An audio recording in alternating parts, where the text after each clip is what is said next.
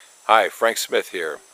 A different morning exploration opportunity. As you can see over my shoulder, we have some vintage train cars. This is a location somewhere between Philadelphia and Allentown that my buddy told me about. And let's see what our opportunities will be. Hopefully we can get maybe even inside a few of these cars here.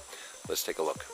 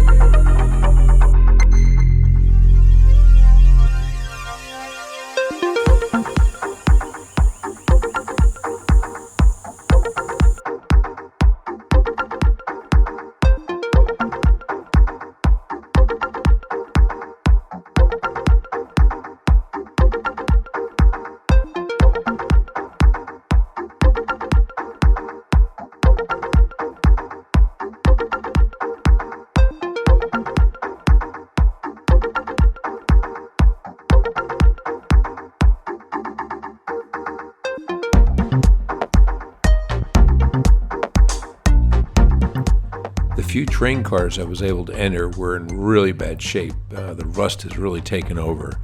These were so bad to the extent that you didn't want to walk through these cars. I was able to get through a few of them, as you've seen, but with extreme caution.